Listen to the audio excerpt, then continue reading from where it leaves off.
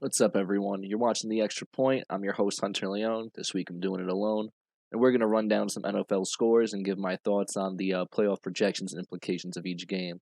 Starting off first in Week 11, we got this Browns beating the Steelers 21-7, and that was a big storyline with the whole Mason Garrett, Miles Rudolph situation. And my opinion on it really is that Mason Rudolph appeared to have started the fight and then tried to play coy and play victim once it got too real. Like he wrote a check he couldn't cash. Then he got Miles Garrett red. Miles Garrett's a very big man, and once he saw red, I'm sure you can't blame him for getting angry.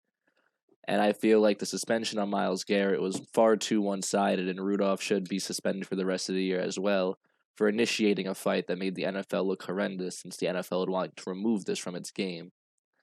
And as for playoff implications, I don't think the Browns or Steelers are going to be sniffing the playoffs this year. Cleveland could bring it back, but I think they started off too slow. But I guess we have to only wait.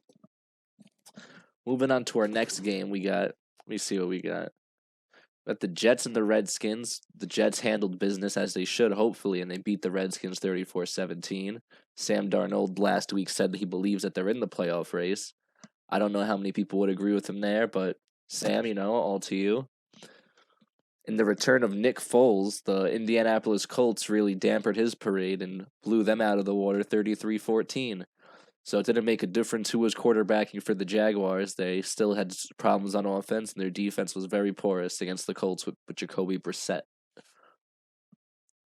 The Buffalo Bills are able to dismantle the Dolphins. The Bills now sit at 7-3, and they look very strong heading into a Week 11 showdown with the Browns. Yeah. Okay, cut that out.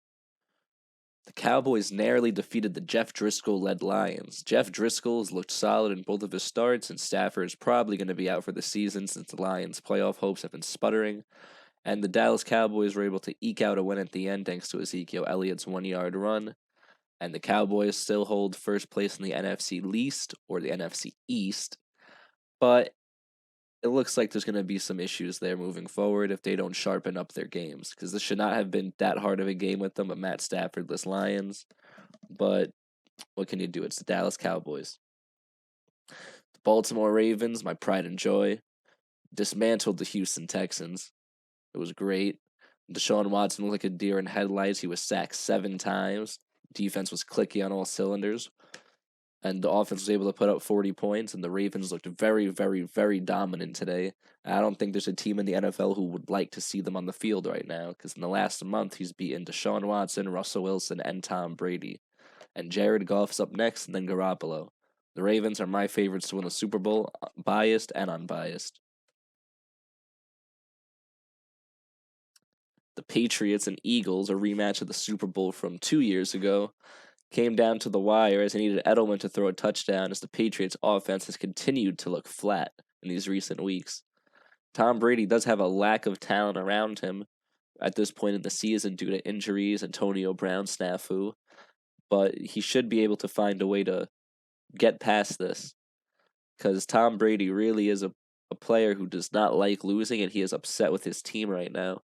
So it's going to be interesting to see what moves they make, if any, to try to get this offense back up to speed that Tom Brady likes.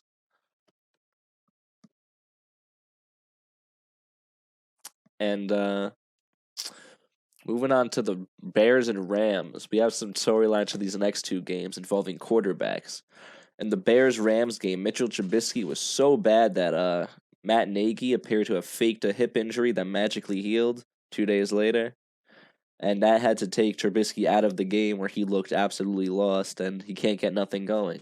I think Chicago is going to look back at that draft where they took Trubisky over Watson and Mahomes and really kicked themselves in the leg about that one for a while, because Trubisky looks flat. He doesn't look like he's going to get that much better, while Mahomes and Watson both look like superstar MVP candidate type players. So it's going to be interesting to see what the Bears do in regard to Matt Nagy and Mitchell Trubisky with this offseason, whether they're going to get a new quarterback and coach or give them one more year. Then to close out that Week 11, we had a Monday night AFC West showdown between the Chiefs and the Chargers. Both teams desperately needing a win to keep their seeding alive, as the Raiders are tied with first place with Kansas City right now, and the Chargers needed a win to keep their season alive coming into the game at 4-6. It was a sloppy game where Phillip Rivers threw 3 interceptions, but he still had them in a position to tie it with a minute left. Unfortunately, he threw his 4th in the end zone to Austin Eckler, covered by a linebacker. And Phillip Rivers, he knew it was his fault. After the game, he took all the blame, but this might be the end of the era of Phillip Rivers in San Diego, LA, and the end of the era of the 2004 draft class with Big Ben out for the year, Eli benched, and Phillips looking shaky and uncertain with the team.